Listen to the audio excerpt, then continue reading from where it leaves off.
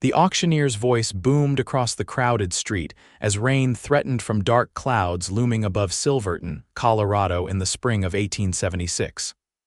Next up, gentlemen, a fine young woman from back east, educated and comely despite her current condition. The crude laughter of men echoed through the makeshift auction platform, where Olivia Vaughn stood trembling, her once fine traveling dress now torn and soiled from days of rough handling. Her auburn hair fell in tangled waves around her pale face as she fought back tears, determined not to give these men the satisfaction of seeing her break. Olivia kept her chin high even as shame burned through her. Just 3 weeks ago, she had been traveling west by stagecoach, seeking a teaching position in Denver after her parents' passing left her without means in Boston. The coach robbery had taken everything: her modest savings, her luggage, and now, apparently, her freedom. The bandits who'd captured her had delivered her to this nightmare, a bride auction in a mining town where women were scarce and desperate men would pay handsomely. Bidding starts at $50. The auctioneer called out, his tobacco-stained fingers gripping Olivia's arm to turn her for display. "Look at those fine features. Imagine her cleaned up proper." "60, shouted a red-faced miner. 75, countered a gray-bearded man old enough to be her grandfather. The bidding continued, each call driving Olivia deeper into despair. She scanned the crowd, seeing nothing but hunger in the eyes of men who viewed her as property. All except one. He stood at the back, tall and imposing, his face shadowed by a wide-brimmed hat. Unlike the others, he wasn't shouting or leering. His steady gaze met hers across the crowd, and something in his eyes, anger perhaps, but not directed at her, made her heart skip. 150. Called a portly saloon owner whose reputation had reached Olivia's ears, even in her short time in captivity. 200, countered another. The tall stranger stepped forward, the crowd parting before him like water. His spurs clinked against the wooden boardwalk, the sound cutting through the cacophony of voices. 300, he said, his voice quiet but carrying an authority that silenced the crowd. 300 going once. The auctioneer called, looking around the suddenly quiet gathering. 350, the saloon owner interjected desperately. The tall man's hand moved to rest casually on the pistol at his hip. $500, he said, his voice hard as iron, and that's the end of it. Olivia stared at him, this stranger willing to pay a small fortune for her. Was he any better than the others? His eyes, steel blue and intense, revealed nothing of his intentions. 500 going once, going twice, sold. The auctioneer slammed his hand down on a wooden crate, sealing her fate. To Mr. Zachary Northwood. The crowd dispersed with grumbles and curses. Zachary approached the platform, his steps measured and deliberate. Up close, Olivia could see he was younger than she'd first thought, perhaps 30, with weathered skin that spoke of years under the harsh western sun. Without a word, he shrugged off his worn leather jacket and draped it over her shoulders, covering her torn bodice. The warmth of it enveloped her, smelling of leather, horses, and wood smoke. "You're beautiful," he said quietly, so only she could hear. Not leering or possessive, but as if stating a simple fact that deserved acknowledgement in the midst of her degradation. "And no one should be sold like cattle. I've got a horse waiting. Can you ride?" Olivia nodded, still wary but sensing something different in this man. "Yes, I can ride." He guided her through the crowd, his hand hovering near her elbow but never touching her without permission. People stepped aside, some nodding respectfully to Zachary, others eyeing him with something akin to fear. At the edge of town, a magnificent chestnut stallion waited beside a smaller mare. "The bay is yours if you want her," he said, helping Olivia mount. "Or you can ride double with me until we reach my ranch. Your choice." Olivia hesitated, studying his face for any sign of deception. "Why did you buy me, Mr. Northwood? What do you expect in return?" His expression remained serious, but something softened around his eyes. "I expect nothing. I saw a person being treated like property and I had the means to stop it." He adjusted his hat, squinting at the horizon. I have a small ranch about 3 hours' ride from here. There's a cabin on the property where the foreman used to stay. It's yours until you decide what you want to do. If you want to leave Silverton, I'll arrange safe passage wherever you want to go." "Just like that?" Olivia asked, disbelief evident in her voice. "Just like that," he confirmed. "No one owns you, Miss Vaughn. Not the men who took you, not the one who tried to sell you, and certainly not me." Olivia clutched his jacket tighter around her shoulders, the first tendrils of hope beginning to unfurl in her chest. "I'll ride my own horse, thank you." Zachary nodded, mounting his stallion. "Stay close. These trails can be treacherous, especially with rain coming." As they rode out of Silverton, Olivia couldn't help glancing back at the mining town that had nearly become her prison. Whatever awaited her at Zachary Northwood's ranch, she sensed it would be the beginning of something she couldn't yet name. The storm caught them halfway to the ranch, turning the dirt trail into slick mud. Rain hammered down, soaking through Olivia's torn dress despite Zachary's jacket. Lightning cracked across the sky, causing both horses to dance nervously. "There's a line shack about a mile ahead," Zachary called over the downpour. "We can wait it out there." Olivia nodded, her hands numb on the reins. She followed Zachary's lead, trusting him because she had no other choice. The small cabin appeared through the curtain of rain, a humble shelter amid the vastness of the Colorado wilderness. Inside, Zachary quickly built a fire in the small stone hearth while Olivia stood shivering by the door, water pooling around her feet. "There's a trunk with some clothes in the corner," Zachary said, not looking up from his task. "They belong to my sister. She was about your size. You should get out of those wet things before you catch your death." He stood, brushing his hands on his pants. "I'll check on the horses, give you some privacy." True to his word, he stepped outside, closing the door firmly behind him. Olivia stood frozen for a moment before moving to the wooden trunk. Inside, she found several simple but well-made dresses, a nightgown, and undergarments. She changed quickly, grateful to be free of the torn dress that reminded her of her ordeal. When Zachary returned, his eyes widened slightly at the sight of her in his sister's blue calico dress, her damp hair combed and beginning to dry in copper waves around her shoulders. He quickly looked away, busying himself with hanging his wet coat. "Thank you," Olivia said softly, "for the clothes and everything else." Zachary nodded, still not meeting her eyes. "My sister Charlotte, she passed 2 years ago. Fever took her. She'd want someone to use those things." "I'm sorry for your loss," Olivia said sincerely. "It's been a long time," he replied, though his voice suggested the wound remained fresh. He cleared his throat. "Are you hungry? I've got some jerky and hardtack in my saddlebags." They ate in companionable silence, the crackling fire and drumming rain the only sounds. Olivia studied her rescuer covertly. In the firelight, his features were more visible: strong jawline, straight nose, and those penetrating blue eyes that seemed to see right through pretense. A scar ran along his right temple, disappearing into his dark hair. "How long have you been in Colorado, Mr. Northwood?" she asked, breaking the silence. "Zach," he corrected. "Most folks call me Zach. Been here since '68, right after the war. Came out with nothing but my horse and the clothes on my back. Worked cattle drives, saved every penny, bought my land 3 years ago. You fought in the war," he nodded, a shadow crossing his face. "Union cavalry, don't much like talking about those days." Olivia understood. Her own father had returned from the war a changed man, quiet and withdrawn until his death last winter. "I was to be a teacher in Denver," she offered instead. "Before everything happened, you still can be," Zach said. "Once you're settled, I can arrange passage to Denver if that's what you want." "Why are you helping me?" Olivia asked again, needing to understand. $500 is a fortune." Zach stared into the fire. "When I first came west, I saw a woman sold like you were today. She was young, scared. I didn't have the means to help her then." His jaw tightened.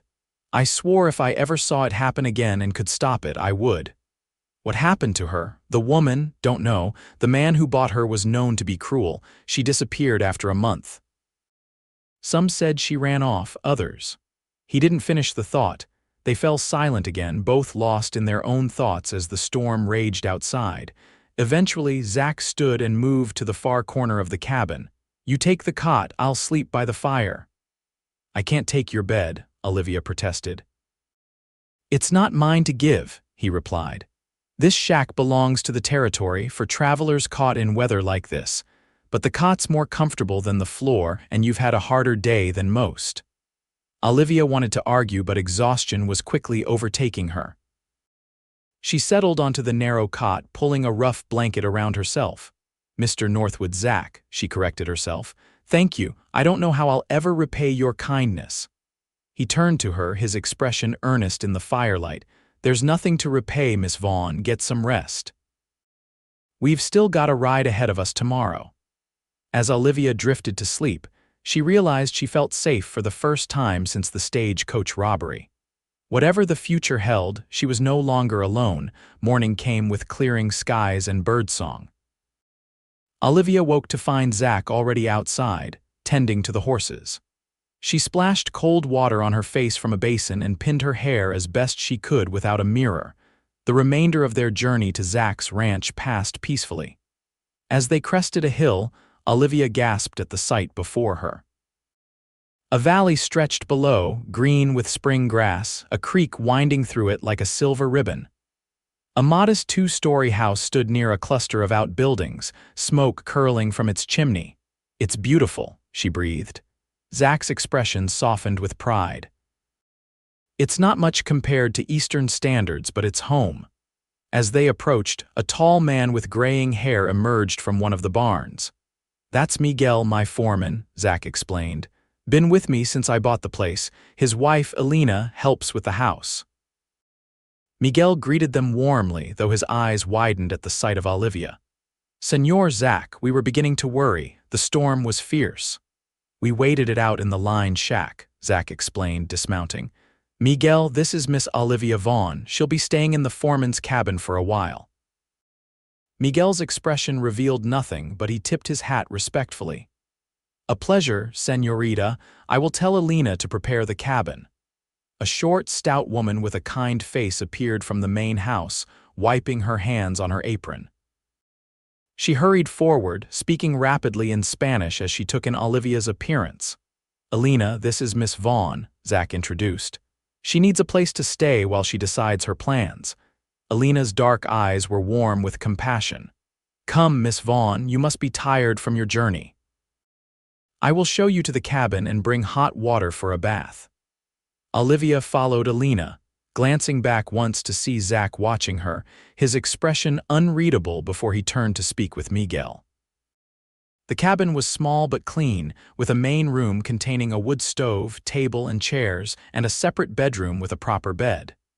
Elena bustled about, lighting the stove and bringing in buckets of water to heat for a bath. "Señor Zach is a good man," Elena said as she worked. "Very private, very proud, but good. He works harder than any man I know." "How long have you known him?" Olivia asked, curious about her mysterious benefactor. 5 years.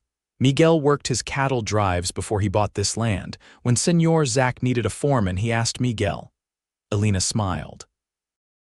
"They trust each other. Hard to find in these parts."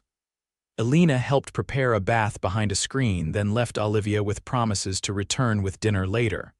Alone at last, Olivia sank into the warm water, weeks of grime and fear washing away. She wondered about Zach's sister, whose clothes now hung in the cabin's small closet, and about the man himself, who had spent a fortune to rescue a stranger. True to her word, Elena returned with a hearty stew, fresh bread, and a pot of coffee. She also brought a note from Zach.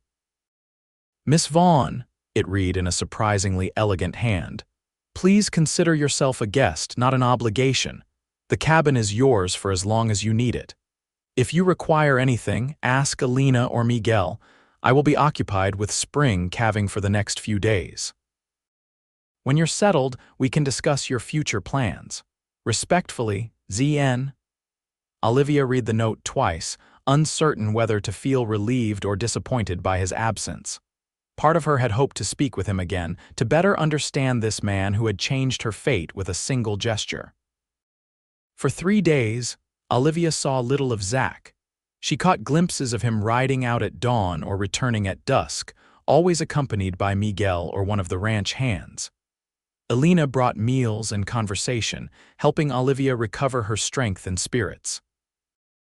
On the 4th day, Elena arrived with an invitation.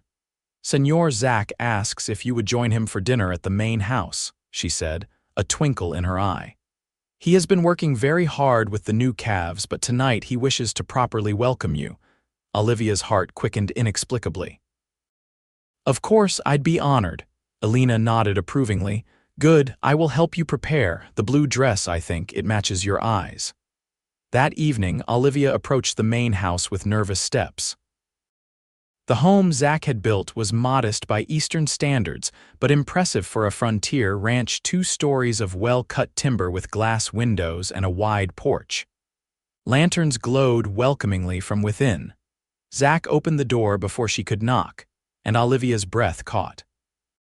Cleaned up from his ranch work, his dark hair damp and combed back, he cut an impressive figure.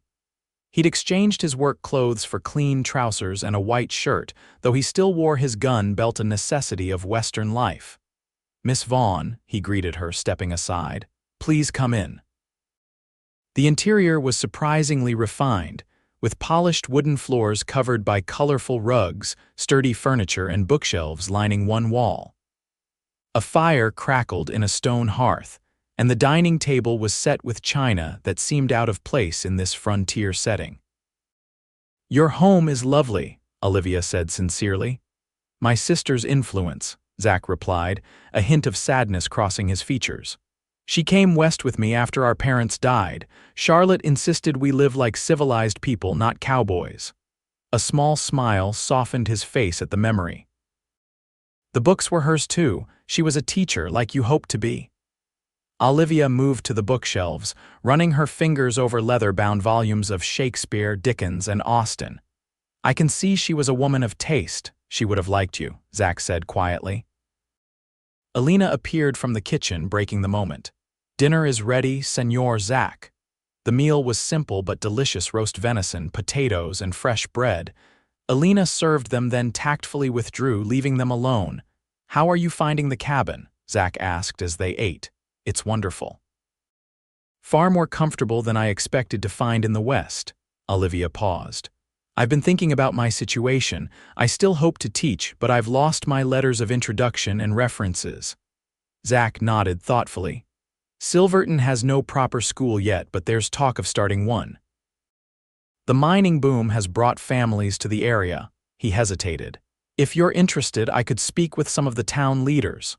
Hope blossomed in Olivia's chest. "You would do that, of course. You shouldn't have to abandon your plans because of what happened." He studied her face. "Unless you'd rather continue to Denver?" Olivia considered this. Denver had been her original destination, but the thought of traveling alone again after her ordeal made her uneasy. And there was something about Zach's steady presence that made her reluctant to leave just yet. "I think I'd like to stay in the area, at least for now," she decided. "If there's truly an opportunity to teach." Zach's smile warmed his usually solemn features. "Good, I'll ride into town tomorrow." As they finished dinner, Olivia gathered her courage. "May I ask you something personal, Mr. Northwood?" "Zach," he corrected again. "And yes, you may. Why haven't you married? A successful rancher like yourself must have had opportunities." Zach looked down at his plate, then back up at her with those intense blue eyes. "After Charlotte died, I threw myself into building this ranch. Didn't leave much time for courting." He paused. "And out here, good women are scarce. I've seen too many men rush into marriages of convenience that bring neither party happiness." "Is that why you intervened at the auction?" "Because you disapprove of such arrangements," his expression darkened. "What happened to you wasn't a marriage arrangement, convenient or otherwise. It was trafficking in human misery, and I won't stand for it." He took a deep breath. "I'm sorry if I've overstepped by bringing you here or offering to help with the teaching position. I only meant to offer you choices, not to dictate your path." "No," Olivia said quickly, reaching across the table to touch his hand before she could think better of it. "You've been nothing but kind." "I'm grateful, truly." His hand turned beneath hers, their fingers almost intertwining before Olivia pulled back, suddenly aware of the intimacy of the gesture. After dinner, they moved to sit before the fire, Zach offering her a small glass of brandy for medicinal purposes, which made her smile. The conversation flowed more easily now, Olivia sharing stories of her childhood in Boston and her years at the ladies' seminary where she'd trained to be a teacher. Zach spoke of his time in the cavalry, carefully avoiding war stories, and his early years in Colorado. "The first winter was the hardest," he admitted. "Charlotte and I nearly starved before spring cattle drive season, but we survived and each year got a little easier." "You've built something remarkable," Olivia said, looking around the comfortable home. "It's still a work in progress," Zach replied. "Charlotte always said a house isn't really a home until there are children's voices in it." He looked embarrassed as soon as the words left his mouth. "Forgive me, that was inappropriate." "Not at all," Olivia assured him. "It's a lovely sentiment. I hope to have children of my own someday, once I'm established as a teacher." Their eyes met across the space between them, and something unspoken passed between them, a recognition of shared values, perhaps, or the beginning of a deeper understanding. The moment was interrupted by a knock at the door. Miguel entered, his expression worried. "Senor Zach, the black heifer is having trouble with her calf. It's breech." Zach stood immediately. "I'm sorry, Miss Vaughn, I need to attend to this." "Of course," Olivia said, rising as well. "Is there anything I can do to help?" Zach looked surprised by the offer. "It's messy work." "I grew up with horses," Olivia said. "I'm not entirely unfamiliar with birth, even difficult ones." After a moment's consideration, Zach nodded. "An extra pair of hands might help."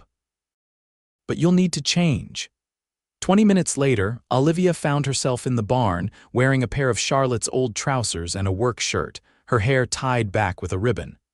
The heifer lay on her side in the straw, breathing heavily, her dark eyes wide with pain and fear. Zach knelt beside the animal, his sleeves rolled up, hands already bloodied from his initial examination. "The calf's turned wrong," he explained. "I need to reach in and try to reposition it. If I can get the front legs out first, she should be able to deliver normally." Olivia knelt opposite him. "Tell me what to do." For the next hour, they worked together to save the heifer and her calf.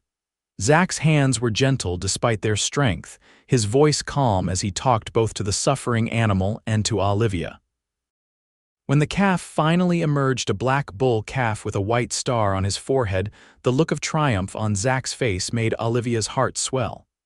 "He's beautiful," she whispered as the heifer began licking her newborn. Zach smiled, genuine and unguarded. "Yes, he is. And he wouldn't be here without your help." They cleaned up at the pump outside the barn, the cold water washing away blood and other fluids. Olivia was exhausted but exhilarated by the experience. "I've never done anything like that before," she admitted. "It was incredible." Zach handed her a clean towel.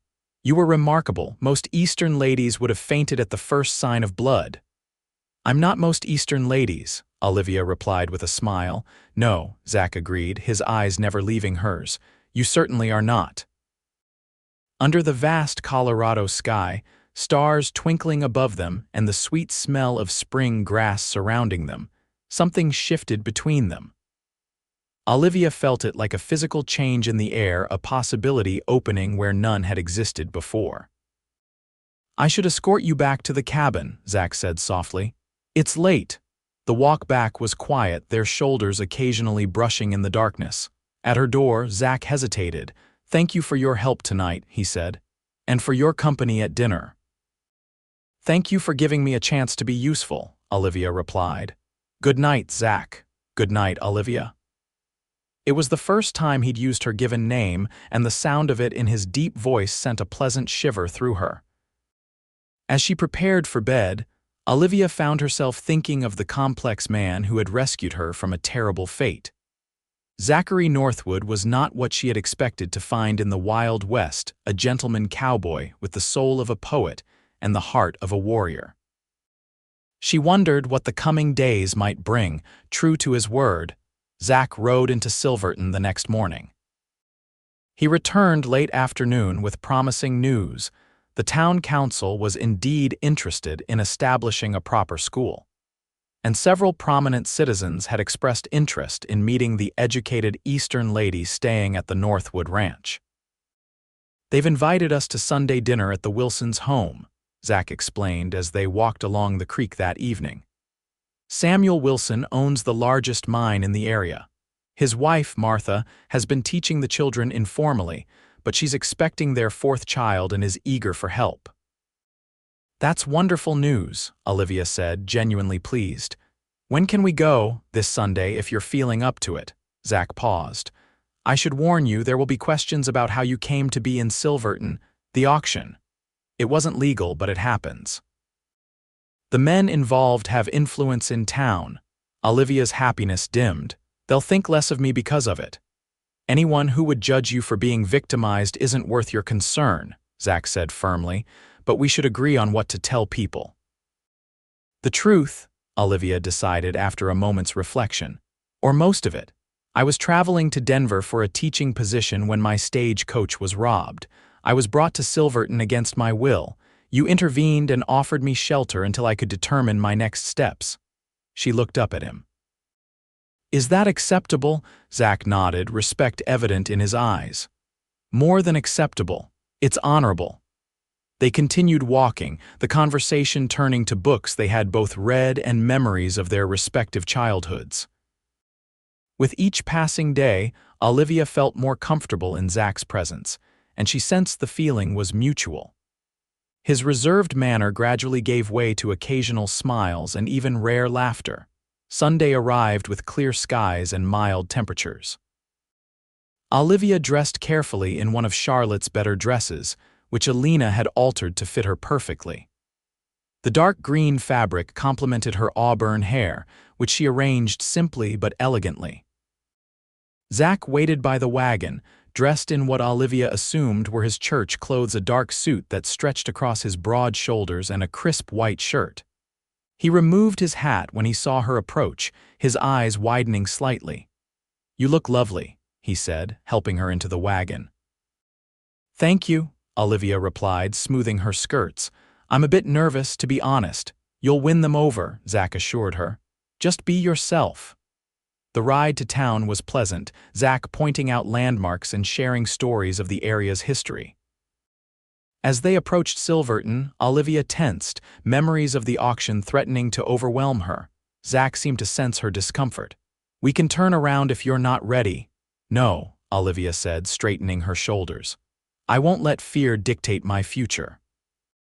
The Wilsons' home was the largest in Silverton, a handsome two-story structure with a wraparound porch. Several other wagons were already parked outside, indicating they weren't the first to arrive. Martha Wilson greeted them warmly, her advanced pregnancy evident beneath her Sunday dress. "Miss Vaughn, we're so pleased you've come. I've been at my wits' end trying to manage 20 children of different ages with these 3 little ones underfoot." She gestured to her children, who peered curiously at the visitors. "I'm honored by your interest, Mrs. Wilson," Olivia replied sincerely. "I've missed teaching since coming west." Introductions followed. Samuel Wilson, a robust man with a booming voice. Reverend Taylor and his wife, Dr. Anderson, a surprisingly young physician, and several other prominent citizens and their wives. Olivia noticed the curious glances and whispered conversations behind fans, but she held her head high, remembering Zach's words. Throughout dinner, Olivia answered questions about her education and teaching experience. Several of the women seemed genuinely interested in her ideas for the school, while others were clearly more interested in her connection to the eligible bachelor rancher who had brought her to town. "And how exactly did you two meet?" asked Mrs. Gunderson, the banker's wife, with barely concealed curiosity. Zach's hand moved to rest supportively near Olivia's on the tablecloth. Miss Vaughn had the misfortune of being robbed on her journey west, he said calmly. She was brought to Silverton against her will by men who have since left the area. I offered her sanctuary at my ranch until she could determine her next steps. How gallant, Mrs. Gunderson remarked, her tone suggesting she didn't entirely believe the story. It was the only decent thing to do, Zach replied, his voice hardening slightly. Miss Vaughn is a lady of impeccable character who found herself in difficult circumstances through no fault of her own. I consider it my privilege to have been able to assist her. His staunch defense warmed Olivia's heart. Beneath the table, she let her fingers brush against his in silent thanks. After dinner, the men retired to smoke while the women gathered in the parlor. Olivia found herself surrounded by curious mothers eager to discuss their children's education. "How soon could you begin teaching?" Martha Wilson asked. "We have a building that could serve as a schoolhouse with some work." "I could start as soon as it's ready," Olivia replied, "though I'd need to acquire books and supplies." "The town council has set aside funds," Martha assured her. "And we could organize a box social to raise more." By the time Zach collected her for the ride home, Olivia had tentatively accepted the position of Silverton's first schoolteacher, subject to formal approval from the town council. "They loved you," Zach said as they drove back to the ranch, the stars beginning to appear overhead. "I knew they would." "Thanks to your support," Olivia said. "The way you spoke up for me, I'm grateful." Zach glanced at her, his profile strong in the fading light. "I only spoke the truth." "Still, it meant a great deal." Olivia hesitated. "I've decided to accept the teaching position if it's formally offered." "I'm glad," Zach said, and he seemed genuinely pleased. "Silverton needs someone like you." "I'll need to find lodgings in town," Olivia continued. "I can't impose on your hospitality indefinitely, and the journey from your ranch each day would be impractical." Zach was quiet for a long moment. "You're welcome to stay at the ranch for as long as you wish. It's not an imposition." He cleared his throat. "But I understand if you'd prefer to be closer to the school. Perhaps we could discuss it another time. I don't need to decide immediately." "Of course," Zach agreed, though Olivia thought she detected a hint of relief in his voice. The following weeks brought rapid change. The town council unanimously approved Olivia's appointment as schoolteacher, offering a modest but fair salary. The former assay office was converted into a schoolhouse, complete with desks, a blackboard, and a small bell to call children to lessons. Olivia threw herself into preparations, cataloging books, creating lessons for students ranging from 6 to 16 years of age, and meeting with parents. Throughout it all, Zach remained steadfastly supportive, transporting her to town whenever needed and offering to build bookshelves for the schoolhouse. One evening, as they returned from town, they found Miguel waiting with a grim expression. "Riders came by earlier," he reported. "3 men asking about the lady teacher." Zach's hand moved instinctively to his gun. "Did they give names?" "No, but one had a scar across his cheek." Miguel glanced at Olivia. "They said they'd be back tomorrow." Olivia's blood ran cold. "The man with the scar, he was one of the men who captured me after the stagecoach robbery." Zach's expression hardened. "Miguel, make sure everyone's armed tonight, double the watch." After Miguel departed, Zach turned to Olivia. "You'll stay in the main house tonight, I'll sleep downstairs." "Zach, I don't want to put you or your people in danger," Olivia said, her voice trembling slightly. "Perhaps I should return to town." "No," Zach said firmly, "you're safer here with us. These men, they're likely just testing boundaries. If they see we're prepared, they'll move on." "And if they don't?" Zach's eyes met hers, his determination clear. "Then they'll regret it." That night, Olivia slept fitfully in Charlotte's old room, the windows secured and Zach's revolver on the bedside table at his insistence. She woke at dawn to the sound of hoofbeats in the yard. Throwing on a robe, she hurried to the window. 3 riders had stopped at the edge of the property. Zach stood on the porch, rifle in hand, Miguel and 2 ranch hands flanking him. Olivia couldn't hear what was said. but she could see the tension in Zach's stance and the threatening postures of the visitors. After several tense minutes, the riders turned their horses and departed, but not before a man with a distinctive scar pointed toward the house in what was clearly a gesture of future intent. When Zach came upstairs, his expression was grim. "They claim you stole something from them." "Money, specifically?" "That's absurd," Olivia replied. "They took everything I had. I know, it's just an excuse." Zach ran a hand through his hair. "They threatened to come back with more men." "What are we going to do?" Zach's jaw set in determination. "I'm riding to town to speak with the sheriff. Miguel will stay here with the men. You'll be safe." "Be careful," Olivia urged. "These men are dangerous." "So am I when necessary," Zach replied with quiet confidence that somehow reassured her. After Zach departed, Olivia tried to distract herself by reviewing lesson plans, but her mind kept returning to the threat. By mid-afternoon, with no sign of Zach's return, she was pacing anxiously. Alina brought her tea, her kind face lined with worry. "Senor Zach is a smart man. He will find a way to protect us all." "I feel responsible," Olivia confessed. "These men wouldn't be threatening the ranch if not for me." "Do not blame yourself for the actions of evil men," Alina said firmly. "Senor Zach chose to help you. He does not regret it." It was nearly dusk when Olivia heard riders approaching. She rushed to the window, relieved to see Zach at the head of a group that included Sheriff Davis and several deputies. Zach found her in the parlor, his expression lighter than when he'd left. "The sheriff's going to post men here tonight," he explained. "And he's issued warrants for the men who threatened us. They're known troublemakers suspected of multiple stagecoach robberies." "Thank you," Olivia said, impulsively catching his hand, "for everything." Zach's fingers closed around hers. "I meant what I said before. You're safe here, Olivia." The way he said her name made her heart beat faster. "And there's something else." "What is it?" "I spoke with Martha Wilson while in town. She's offered you a room in their home until the schoolmarm's cottage is built beside the schoolhouse, if you'd feel safer in town." Olivia searched his face, trying to discern his preference. "Do you want me to go?" "No," Zach admitted quietly, "but I want you to feel secure." "The choice is yours." Olivia considered her options.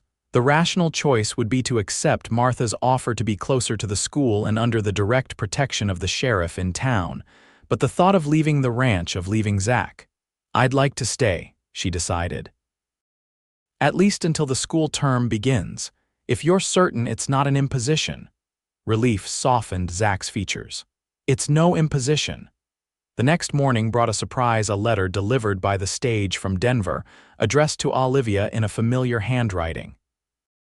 "It's from my friend Harriet in Boston," she told Zach over breakfast. "I wrote to her after arriving here, but I never expected a reply so quickly." The letter contained welcome news. Harriet had contacted the seminary where Olivia had trained, explaining her situation.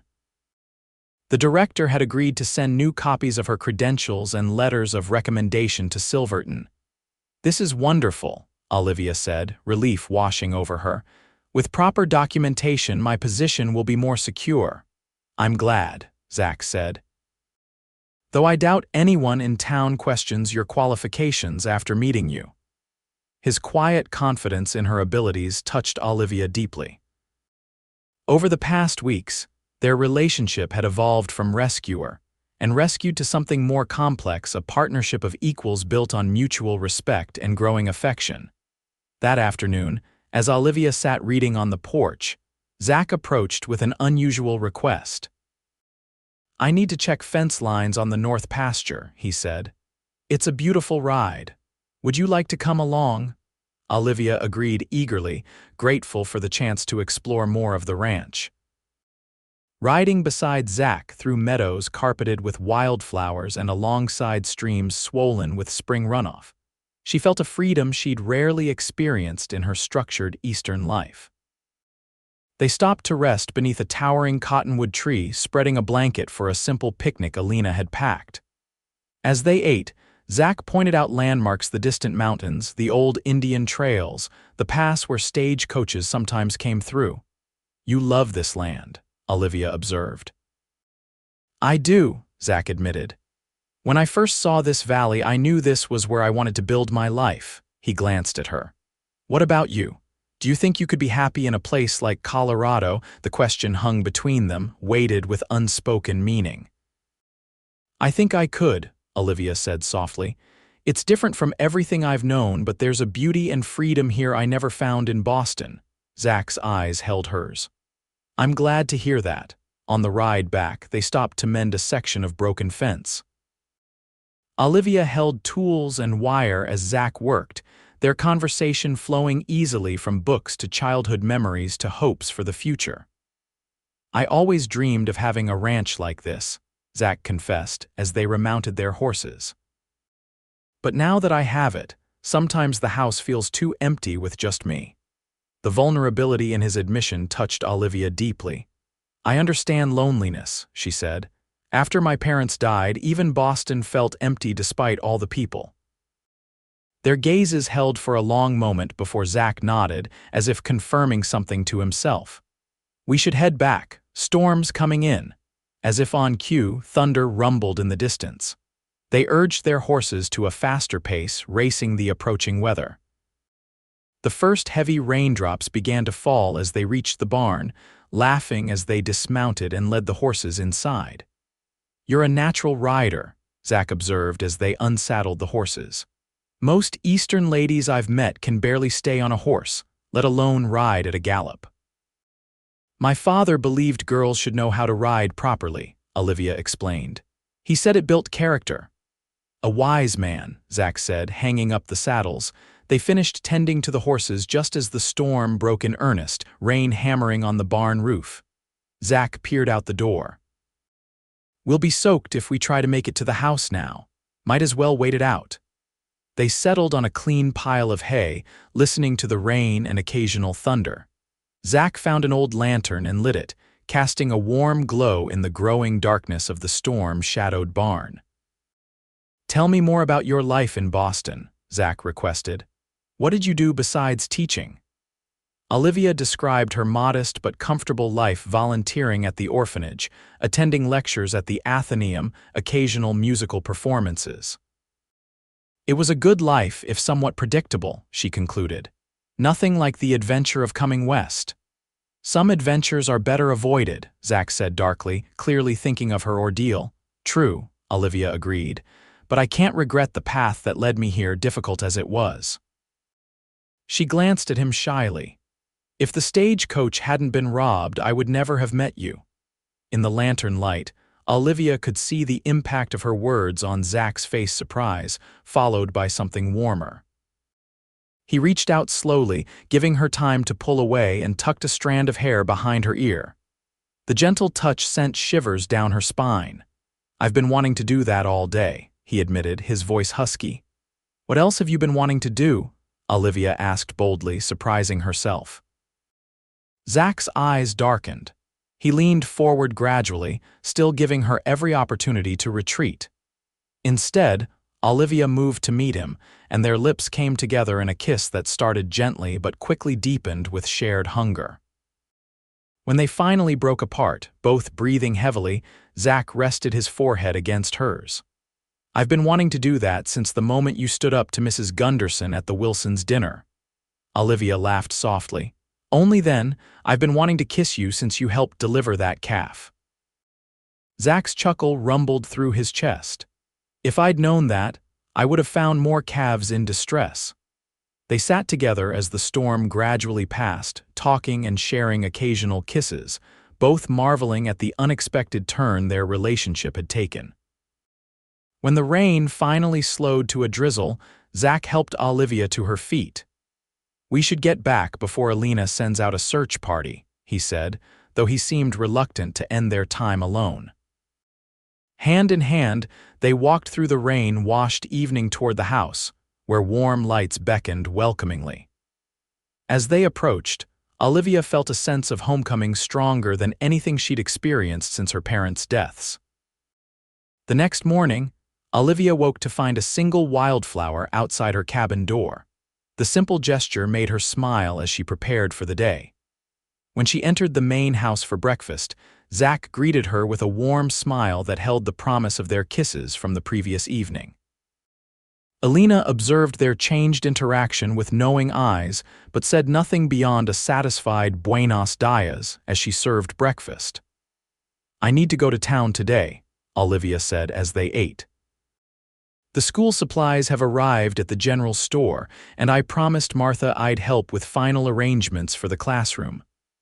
"I'll take you," Zach offered immediately. "I have business with the bank anyway." The ride to town was filled with comfortable conversation and occasional meaningful glances.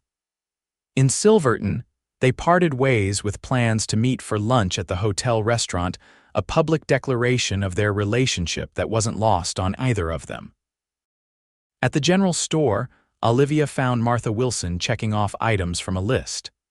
"Olivia, perfect timing. The books arrived yesterday along with slates and chalk. Mr. Peterson has donated a world globe, and Dr. Anderson's wife is sending her old piano for music lessons."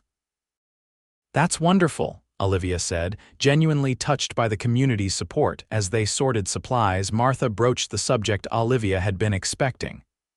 "I couldn't help but notice that you and Zachary Northwood seem close." Olivia felt her cheeks warm. "We've become good friends." "Friends," Martha repeated skeptically. "The way he looks at you suggests more than friendship, my dear, and frankly, it's about time. Zach has been alone too long since Charlotte's passing." "You knew his sister," Martha nodded. "She was a lovely woman. Taught my oldest for a brief time before she fell ill. Zach was devastated by her loss. It changed him, made him more reserved, more cautious with his heart." She patted Olivia's hand. "Until you came along." Before Olivia could respond, the store's bell jingled as a new customer entered. She turned to see a well-dressed man in his 30s, clearly not a local miner or rancher. "Good morning, ladies," he greeted them politely.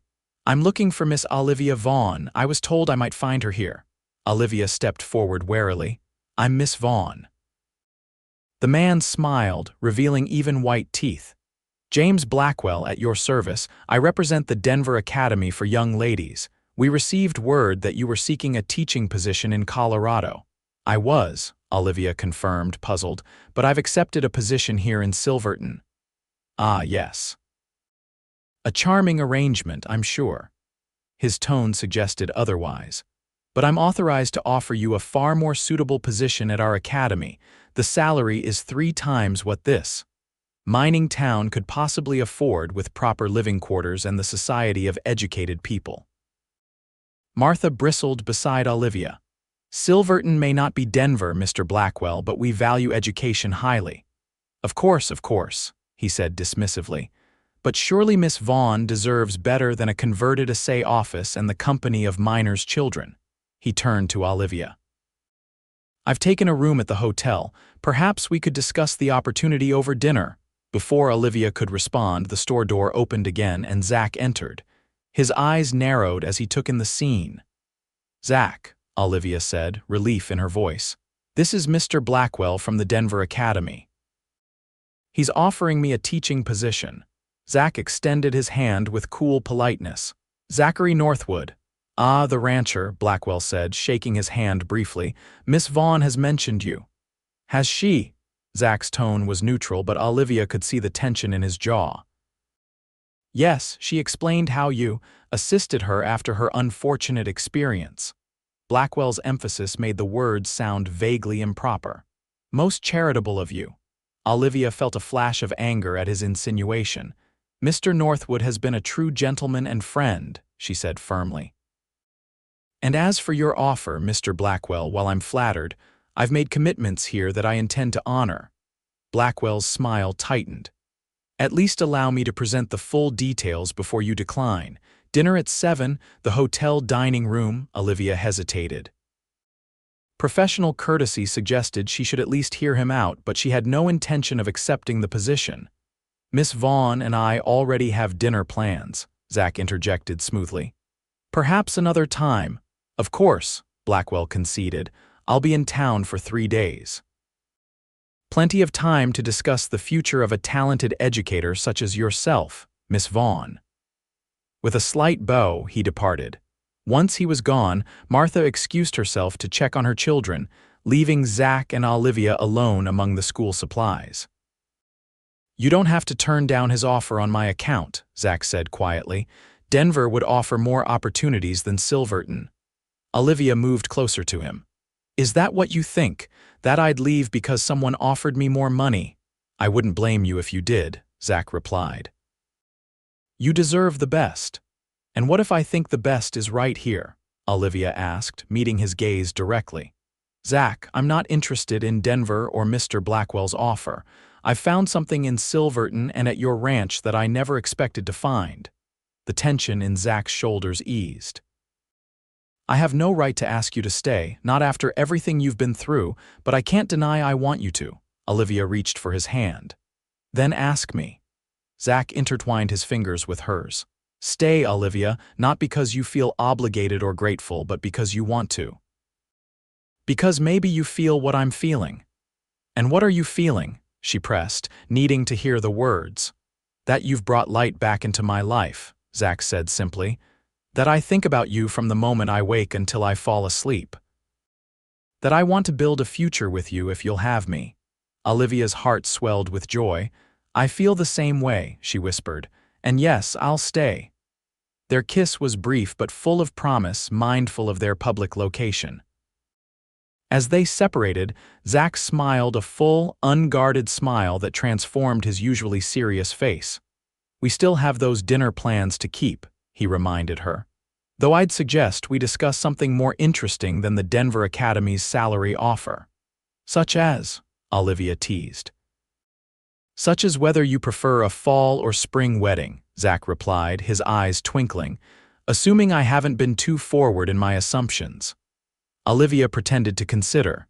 "Spring, I think, and you're not being forward at all." She squeezed his hand.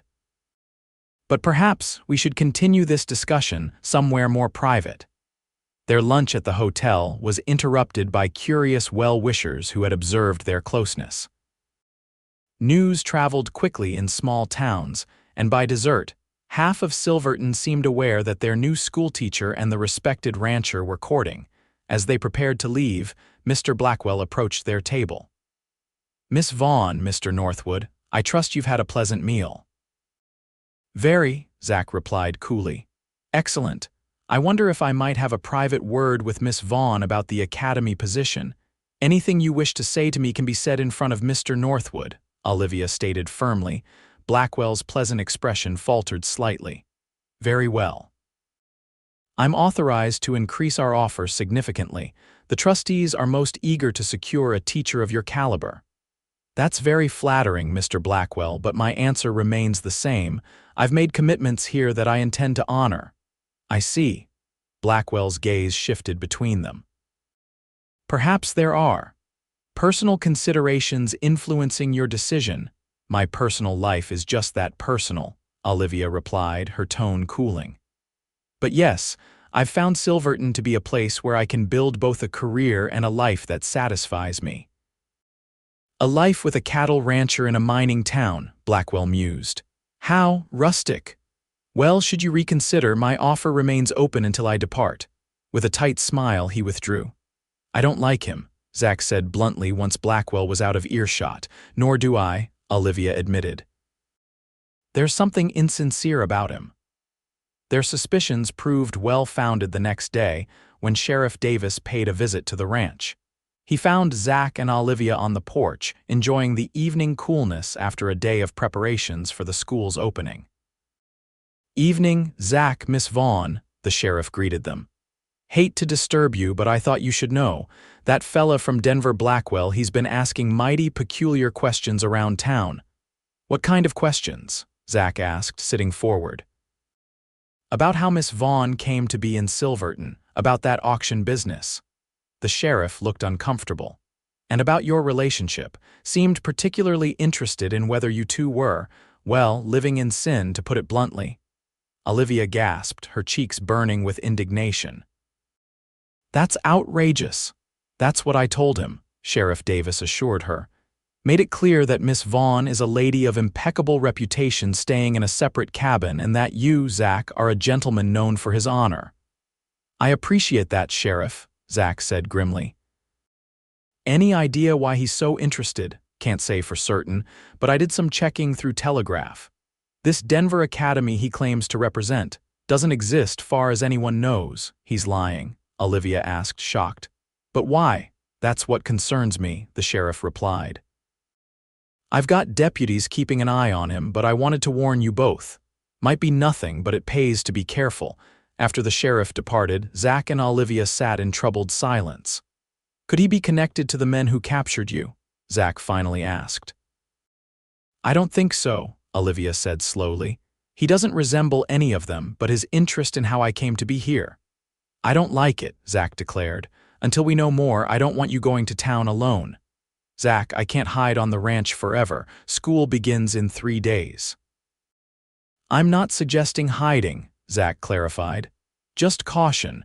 We'll go to town together tomorrow and speak with Blackwell directly. The confrontation came sooner than expected.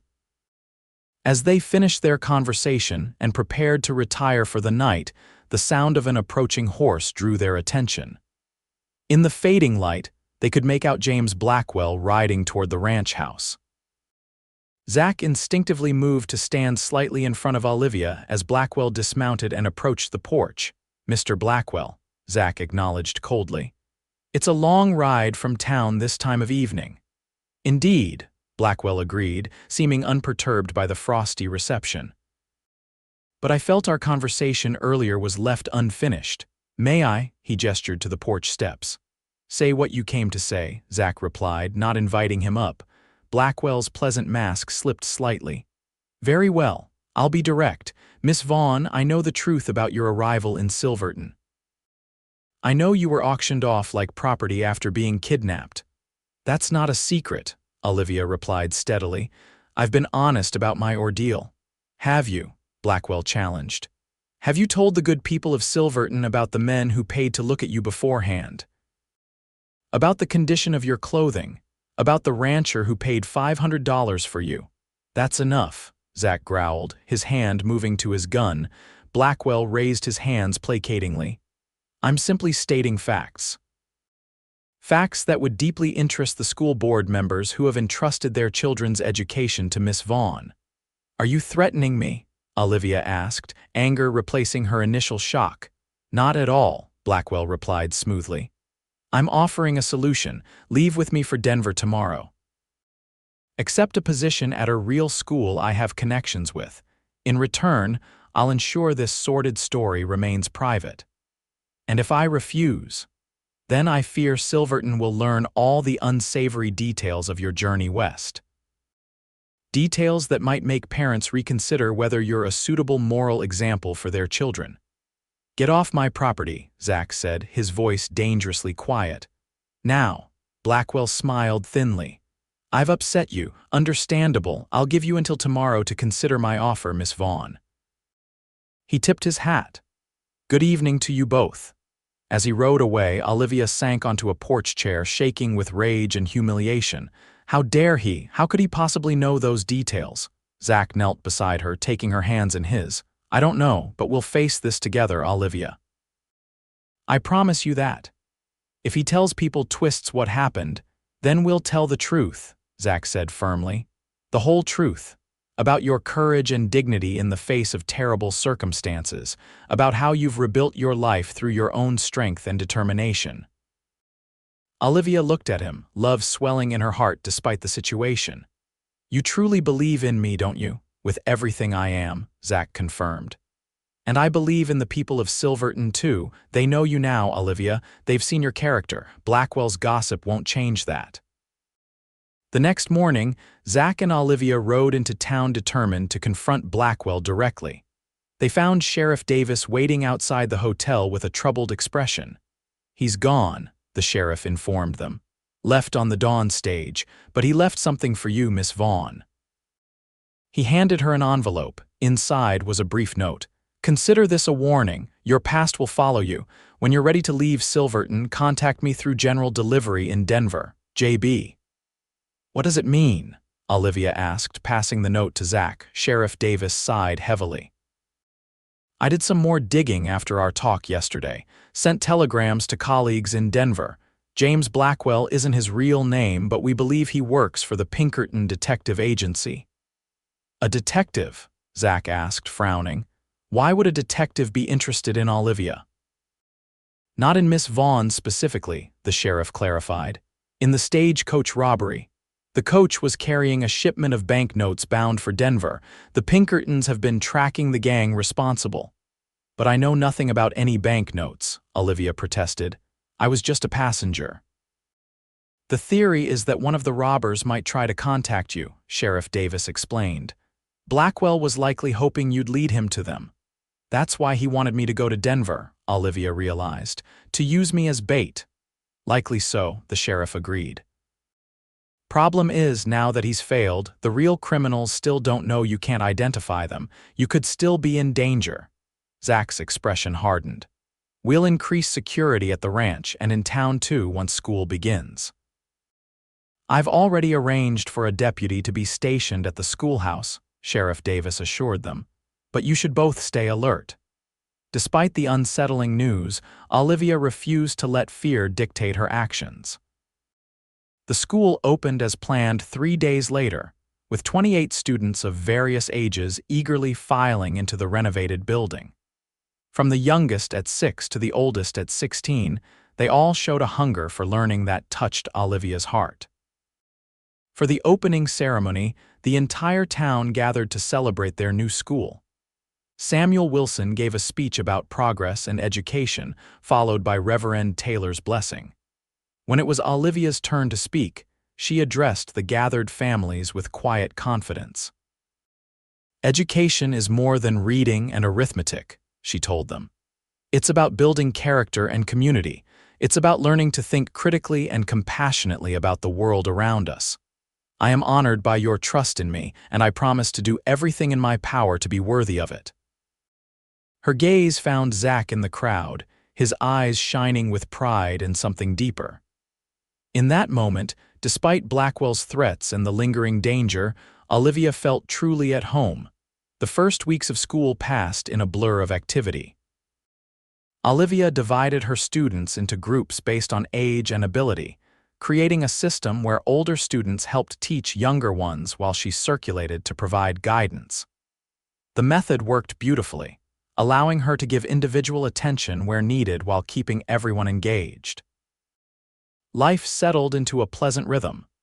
Zach would drive Olivia to the schoolhouse each morning, returning to collect her in the afternoon. Their evenings were spent in comfortable companionship reading, discussing the day's events, and planning for the future.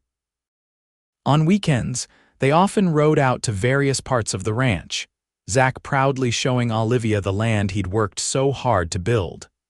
As spring progressed toward summer, their relationship deepened. Zach formally proposed one evening as they sat on the porch watching the sunset paint the mountains in gold and purple. His proposal was simple and heartfelt, accompanied by a modest ring that had belonged to his mother. "It's not fancy," he apologized as he slipped it onto her finger. "I could get something more elaborate in Denver. It's perfect," Olivia interrupted, tears of joy in her eyes. "Just like your heart." They set the wedding date for early October after the fall roundup, but before winter weather made travel difficult for guests.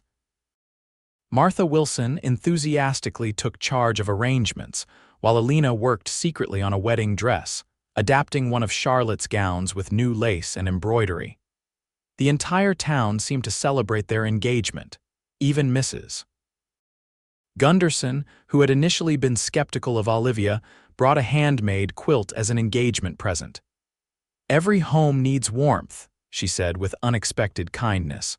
Only one shadow hung over their happiness, the unresolved threat from the stagecoach robbers. Sheriff Davis received occasional reports of the gang's activities in neighboring counties, but they seemed to have moved on from the immediate area. "Don't let fear steal your joy," Zach told Olivia when she expressed concern about their safety. "We'll be vigilant, but we'll also live our lives." Taking his advice to heart, Olivia threw herself into wedding preparations and end-of-term school activities. Her students had progressed remarkably. even the most reluctant learners showing improvement under her patient guidance. For the term's final project, she organized a community presentation where each student would demonstrate something they had learned. The event was scheduled for the last Friday in June, with the entire town invited to attend. The day of the presentation dawned clear and warm. Olivia arrived early to prepare the schoolroom, arranging chairs for parents and setting up display areas for the students' work. Zach had needed to ride to a neighboring ranch that morning, but promised to return in time for the presentation. As students began arriving with their parents, Olivia greeted each one warmly. The room gradually filled with excited chatter and proud families. Only when the clock struck 10, the scheduled start time, did Olivia notice that Zach had not yet arrived. Telling herself he had simply been delayed, she began the program. One by one, students came forward to recite poetry, demonstrate mathematical problems, or present historical reports. Parents applauded enthusiastically, many wiping away tears of pride. By the program's end, Olivia was growing genuinely concerned about Zach's absence. It wasn't like him to miss something important to her without sending word. As families began to disperse, Sheriff Davis entered the schoolhouse, his expression grave. Olivia's heart sank at the sight of him. "Miss Vaughn," he said, approaching her quietly. "Could I have a word?" In the schoolyard, away from curious ears, the sheriff delivered news that made Olivia's blood run cold. Zach had been ambushed on his way back from the neighboring ranch. A passing traveler had found him unconscious beside the road, his horse gone and his head bloodied. "Dr. Anderson is with him now at your ranch," Sheriff Davis explained. "Miguel rode in to fetch me. He's stable but unconscious." "I need to go to him," Olivia said immediately, already moving toward her horse. "I'll escort you," the sheriff insisted. "We don't know if this was a random attack or if it was related to the stagecoach robbers," Olivia finished grimly. "Either way, I need to be with him." The ride to the ranch was the longest of Olivia's life, though they pushed their horses to a gallop. When they finally arrived, Elena met them at the door, her eyes red from crying. "He is in his room," she said, embracing Olivia briefly. "The doctor is still with him." Upstairs, Olivia found Dr. Anderson finishing a bandage around Zach's head. Zach lay motionless on the bed, his face pale beneath a darkening bruise that spread from his temple across his cheekbone. "Miss Vaughn," Dr. Anderson acknowledged her. "He's taken a severe blow to the head, but his skull appears intact. There's no way to know when he'll regain consciousness." "But he will recover?" Olivia asked, her voice barely above a whisper. "Head injuries are unpredictable," the doctor replied cautiously. "But he's strong and healthy. That works in his favor."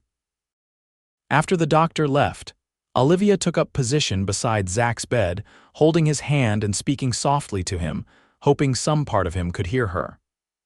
Sheriff Davis came and went, reporting that his deputies were searching for witnesses or any sign of Zach's attackers. Night fell, and still Olivia remained at Zach's side. Elena brought food she couldn't eat and coffee to help her stay awake. The hours stretched endlessly as she watched each breath, each tiny movement, praying for some sign of improvement. It was near dawn when Zach stirred, his fingers tightening slightly around hers. Olivia leaned forward eagerly as his eyelids fluttered. "Zach," she called softly. "Can you hear me?" His eyes opened slowly, unfocused at first, then gradually clearing as they found her face. "Olivia." His voice was rough, confused. "I'm here," she assured him, tears of relief streaming down her face. "You're safe now." "What happened?" he asked, wincing as he tried to move. "You were attacked on your way back from the Thompsons' ranch," Olivia explained, helping him take a sip of water. "Do you remember anything?" Zach's brow furrowed in concentration. "Riders, 3 of them, came out of the trees." His eyes suddenly widened. One had a scar across his cheek. Olivia's blood ran cold. "The same men who came to the ranch before. They said to tell you they'd be coming for what's theirs," Zach continued, struggling to sit up despite Olivia's protests. "Said no schoolmarm was going to cheat them." Sheriff Davis, who had returned at dawn, heard this from the doorway. "They still think you have whatever they're looking for," he concluded grimly, "and they're getting bolder." "I can't let them threaten Olivia," Zach insisted, even as the effort of speaking left him pale and sweating. "You need to rest," Olivia said firmly. "Sheriff Davis will handle this." "Indeed I will," the sheriff confirmed. "I've already wired for additional deputies from the county seat. We'll catch these men, Zach." Despite their reassurances, Zach insisted on having his gun placed within reach beside the bed. Only then did he agree to rest, his eyes already drooping with exhaustion from the brief conversation. For the next week, Olivia divided her time between the schoolhouse, where the term was coming to a close, and Zach's bedside. The town rallied around them. Parents brought meals, ranch hands from neighboring properties helped with Zach's cattle, and Sheriff Davis posted a deputy at the ranch day and night. Zach recovered steadily, though headaches and dizziness plagued him. By the second week, he was able to move around the house, chafing at his confinement but begrudgingly following Dr. Anderson's orders to avoid exertion. The school term ended without incident, the students proudly displaying their progress and bidding Olivia a fond farewell until fall. With her teaching duties temporarily suspended for the summer, Olivia moved her belongings from the cabin to the main house, propriety balanced against security concerns, and her desire to care for Zach properly. To maintain her reputation, Alina acted as chaperone, her presence in the house constant and reassuring to any who might question the arrangement. Not that anyone did. The town's concern was for their safety, not for outdated notions of propriety when lives were at stake. As Zach regained his strength, they discussed moving up their wedding date but ultimately decided against it. "I won't have our wedding day shadowed by fear," Zach declared. "When I marry you, it will be a day of joy, not vigilance." Instead, they focused on identifying the men who threatened them. Sheriff Davis circulated descriptions to law enforcement throughout the territory, while Miguel and the ranch hands remained on high alert for any sign of strangers. The breakthrough came in mid-July, when a telegram arrived from a sheriff in a small town near the New Mexico border. 3 men matching the descriptions had been arrested for a failed bank robbery attempt. One had been wounded in the ensuing gunfight and, believing himself dying, had confessed to a string of crimes including the stagecoach robbery that had brought Olivia to Silverton. "They never had the banknotes," Sheriff Davis explained after receiving the full report. "Lost them during their escape and were convinced one of the passengers must have found and kept them." "All this danger, all this fear for nothing," Olivia marveled.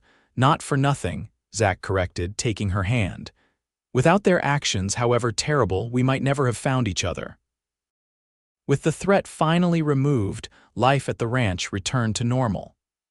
Zach's recovery accelerated once the weight of constant vigilance was lifted, and by August, he was back to full strength, riding out daily to oversee the ranch operations. Wedding preparations resumed in earnest.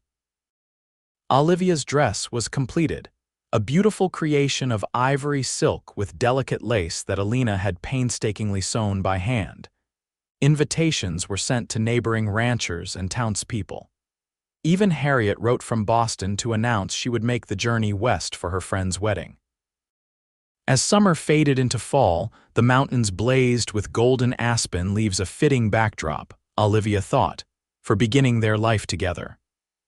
The day before their wedding, as they sat on the porch watching the sunset, Zach presented her with an unexpected gift. "I had this drawn up in town yesterday," he said, handing her a legal document.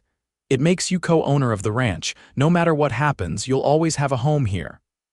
Olivia stared at the paper, deeply moved by the gesture. "Zach, this is too much. The ranch is your life's work." "And now it's ours," he said simply. "Together." The wedding day dawned clear and cool, the October air crisp with the promise of winter but still holding the warmth of fading summer. The ceremony took place at the small church in Silverton, filled beyond capacity with well-wishers. Samuel Wilson gave Olivia away, a role he insisted on performing in the absence of her father. Zach waited at the altar, uncharacteristically nervous in his new suit.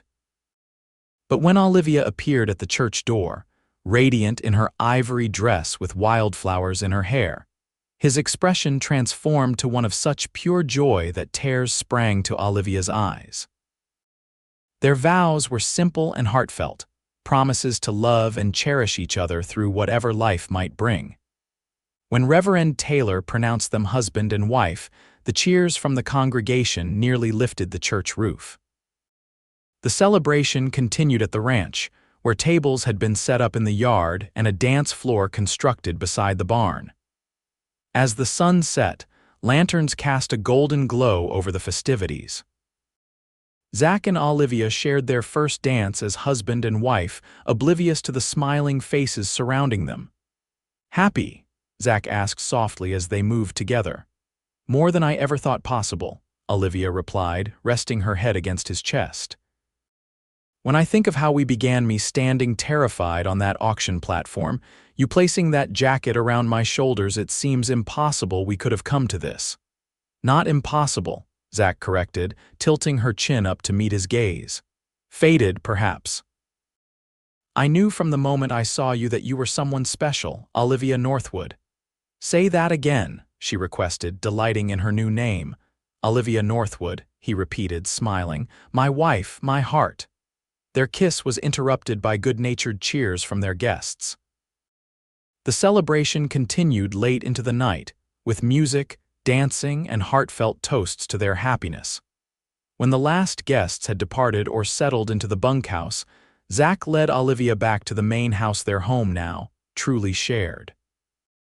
In the privacy of their bedroom, he took her in his arms with a reverence that brought tears to her eyes. "I love you," he whispered against her lips.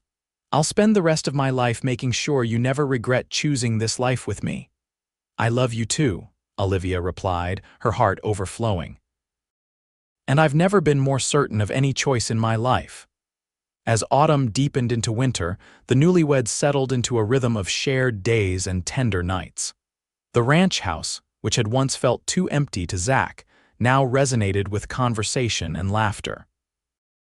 They read together in the evenings, Zach's deep voice bringing Dickens and Shakespeare to life in a way Olivia found endlessly charming. With the school closed for winter, Olivia threw herself into ranch life, learning from Alina how to manage the household and from Miguel the basics of cattle ranching. Zach watched with pride as his Eastern-educated wife adapted to Western life, her resilience and intelligence making her a true partner in all aspects of their shared enterprise. When spring arrived with its renewal, it brought news that deepened their joy. Olivia was expecting their first child in late autumn. Zach's reaction to the announcement was everything she could have hoped for, his usual reserve completely overwhelmed by jubilation. "A child," he kept repeating, his hand resting reverently on her still flat stomach. "Our child." The news spread quickly through Silverton, with Martha Wilson immediately offering advice from her own 4 pregnancies and Alina setting aside her other duties to begin knitting tiny garments. The school board graciously agreed to hire a temporary teacher for the fall term, with Olivia promising to return after the baby was old enough. Summer passed in a haze of contentment, Olivia's body changing as their child grew within her. Zach became endearingly protective, insisting she rest frequently and bringing her wildflowers and special treats from town. At night, he would talk softly to her rounded belly, telling their unborn child stories of the ranch and promises for the future. "Boy or girl, this child will know love every day of their life," he vowed.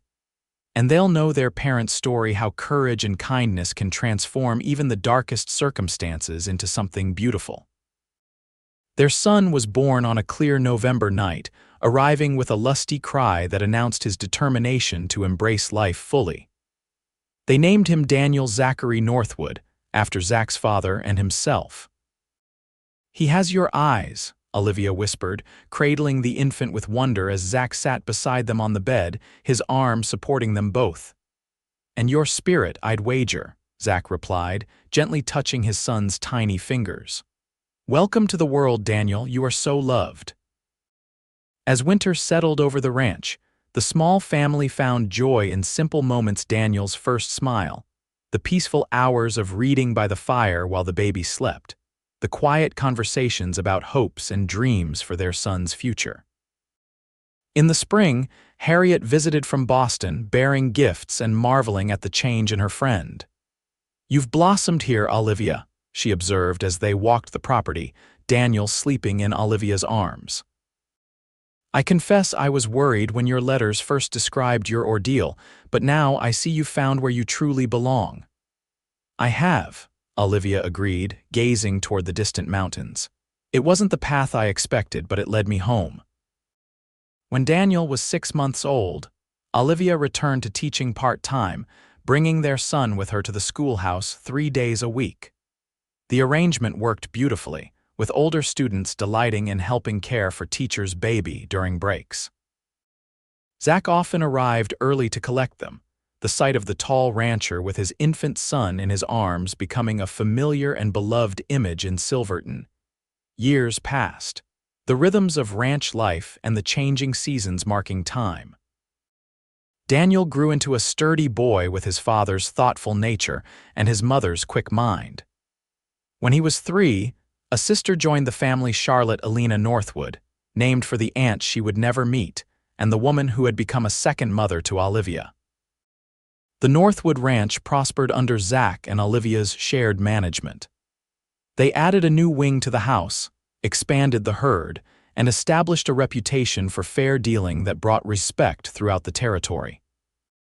Zach was elected to the town council, while Olivia eventually became the school's headmistress, overseeing 3 teachers as Silverton grew with the continued mining boom. On the 5th anniversary of their wedding, Zach surprised Olivia with a special gift, a framed charcoal drawing of her in the green dress she had worn the day they confronted James Blackwell in the general store. "To remind us of beginnings," he explained, "and how far we've come." Olivia touched the drawing gently, memories of those uncertain days contrasting sharply with the security and happiness of their present life. "We have come far," she agreed, "but the best is still ahead of us, Zach." His arms encircled her from behind, drawing her against his chest as they stood in the study of the home they had built together. "The day I saw you on that auction platform, frightened but unbowed, your dignity intact despite everything, I knew you were the strongest person I'd ever met," he murmured against her hair. "I covered you with my jacket and called you beautiful because it was the truth, but I had no idea how much more beautiful you would become to me with each passing day." Olivia turned in his embrace, her hands framing his beloved face. "And I had no idea that the man who rescued me would need rescuing himself from loneliness, from grief. We saved each other, Zach." Their kiss was interrupted by the patter of small feet as Daniel and Charlotte burst into the room, eager for their promised bedtime story.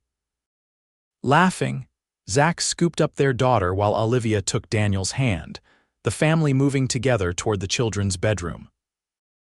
As Zach's deep voice filled the room with tales of brave cowboys and clever heroines, Olivia looked around at the life they had created together, their beautiful children, their thriving ranch, their enduring love. From the terrible circumstances of their first meeting had grown something precious beyond measure. Later that night, lying in Zach's arms beneath the quilt Mrs. Gunderson had given them as a wedding present, Olivia whispered, "Do you ever think about how easily we might never have met? If the stagecoach hadn't been robbed, if you hadn't been in Silverton that day." "I try not to," Zach admitted, his fingers tracing patterns on her shoulder, "the thought of a life without you in it." He shook his head, "But that's not what happened. Whatever forces brought us together, fate, providence, chance, I'm grateful for them every day." "As am I," Olivia agreed, resting her head over his heart. "Every day." Outside their window, the Colorado night spread vast and star-studded over the ranch that had become her home. Olivia Northwood, once auctioned in a torn dress to the highest bidder, now fell asleep in the arms of the man who had covered her with his jacket and called her beautiful, the man who had seen her worth when she had nothing. The man who continued to look at her with the same wonder and love after all these years. It wasn't the life she had planned when she'd set out from Boston so long ago. It was immeasurably better.